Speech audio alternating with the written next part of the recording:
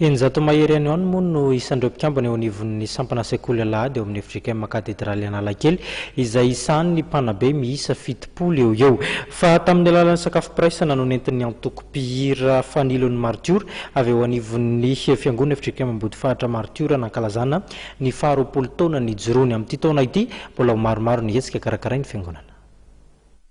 Sakafom-pifaliana tokoa no nikarakarain'ny antokom-pihira Fanilon'ny Maritiora rantsana iray eo anivon'ny FJKM Ambodifahitra Maritiora tao amin'ny espace familia Antanambao no nanaovana ity fety ity.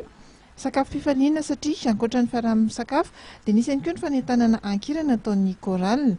Na izany aza dia nandray anjara mavitrika ihany koa ireo rehetra nanatrika ity fotoana ity.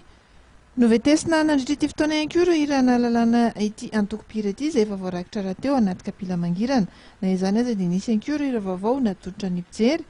Isan'ny antony nanavaozana izao etsika izao moa ny fanatevenana ny kitabom-bolan'ny FJKM Ambodifahitra mba anaovan'izy ireo ady samihafa amin'ny fiangonana sy ny fitorianan'ny filazantsara izay tanterahany.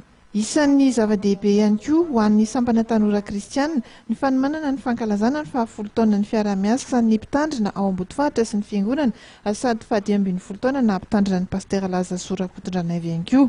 Fahasoavan'Andriamanitra ry havana dia feno 10 taona ny fiaraha-miasa tamin'ny paster Rakotondranaivy Lasa Soa.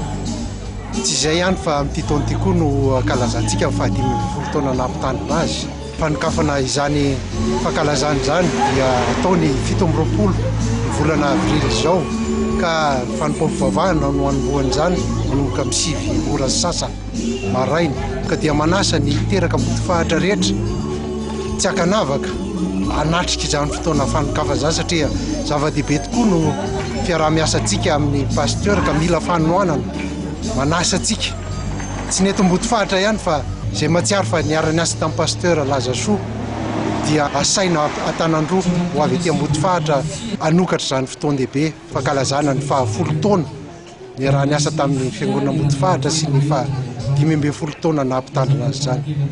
Arak'izany dia hosokafana ny alahady 17 aprily izao ny fankalazana izay ny fiaraha-miasa miaraka amin'ny mpitandrina io. Iantsona sady ny zanaka Ambodifahitra rehetra ho tonga eny an-toerana izany mandritra ity taona ity ihany koa ny fankalazana ary ny volana Jona no ivon'ny fankalazana.